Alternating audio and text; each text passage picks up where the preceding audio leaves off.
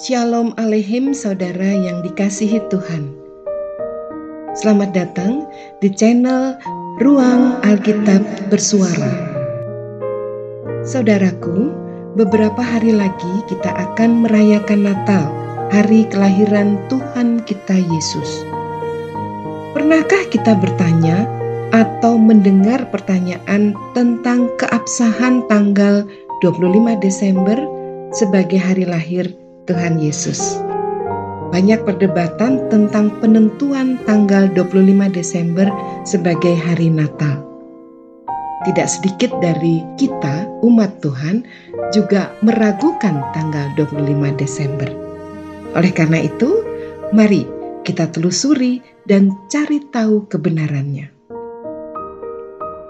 Ruang Alkitab Bersuara telah mempelajari dari banyak sumber dan menyimpulkan dengan sangat sederhana tentang keabsahan tanggal 25 Desember. Saudaraku, ternyata dalam proses penentuan tanggal 25 Desember bukan tanpa dasar yang benar. Menurut sejarah, orang Yahudi berdasarkan kalender Yunani menyambut tahun baru pada setiap bulan September sampai Oktober. Bukan pada bulan Januari seperti kita sekarang.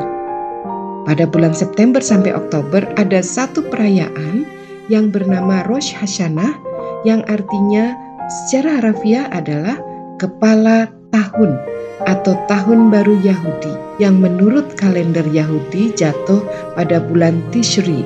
Bulan Tishri dalam kalender Masehi kita menyebutnya dengan bulan September sampai Oktober. Jadi di antara itu. Di dalam Alkitab, di dalam Injil Lukas pasal 1 ayat 26 sampai 31 dengan judul perikop pemberitahuan tentang kelahiran Yesus. Demikian bunyinya. Dalam bulan yang ke-6, Allah menyuruh malaikat Gabriel pergi ke sebuah kota di Galilea bernama Nazaret, kepada seorang perawan yang bertunangan dengan seorang bernama Yusuf dari keluarga Daud. Nama perawan itu Maria. Ayat 28, ketika malaikat itu masuk ke rumah Maria, ia berkata, "Salam hai engkau yang dikaruniai, Tuhan menyertai engkau." Maria terkejut mendengar perkataan itu, lalu bertanya di dalam hatinya, "Apakah arti salam itu?" Kata malaikat itu kepadanya, "Jangan takut hai Maria, sebab engkau beroleh kasih karunia di hadapan Allah."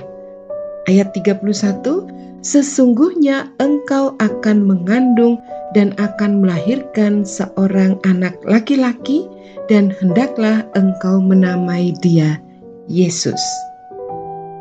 Allah menyuruh malaikat Gabriel menemui Maria pada bulan ke-6.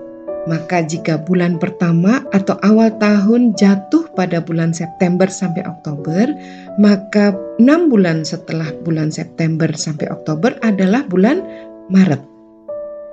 Dan itu terbukti sampai hari ini di Israel setiap tanggal 25 Maret ditentukan sebagai hari libur nasional, karena mereka memperingati Hari Raya Kabar Sukacita, di mana saat itu menurut Injil Lukas, malaikat Gabriel menemui Maria dan memberitahu tentang kabar sukacita.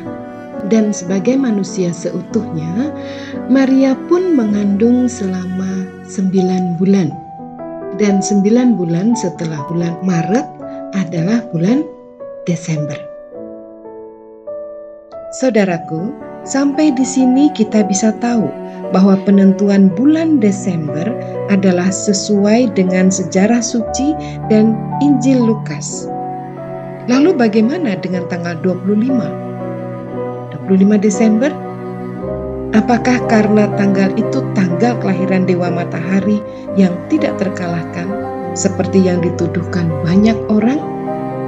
Mari kita telusuri bersama-sama. Saudaraku, di dalam tradisi Yunani, bangsa Israel senantiasa melaksanakan peristiwa yang disebut sunat.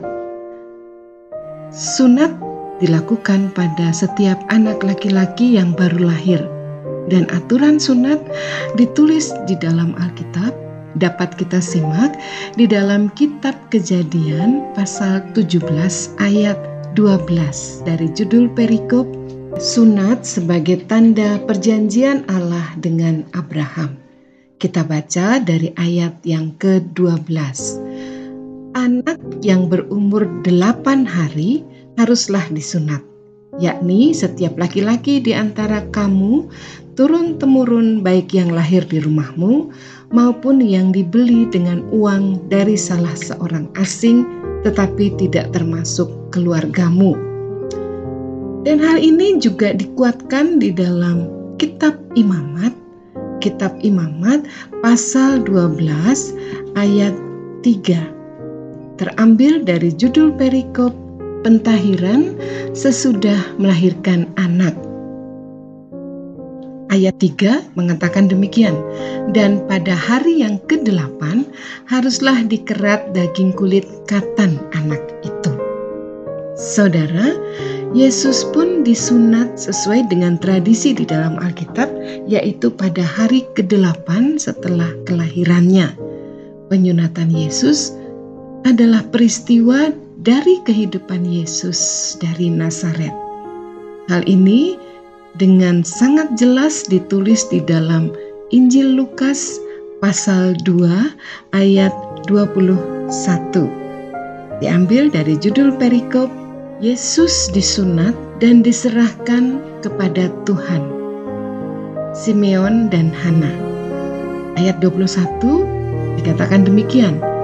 Dan ketika genap 8 hari dan ia harus disunatkan, ia diberi nama Yesus, yaitu nama yang disebut oleh malaikat sebelum ia dikandung ibunya.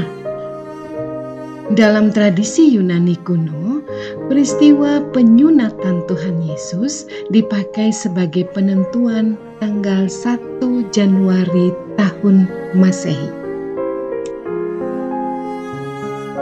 Karena penyunatan dilakukan pada hari ke-8 setelah kelahiran, maka bila penentuan tanggal 1 Januari adalah berdasarkan hari penyunatan Tuhan Yesus, tentunya penentuan tanggal 25 Desember sebagai hari lahir Tuhan Yesus sangatlah mudah dan masuk akal.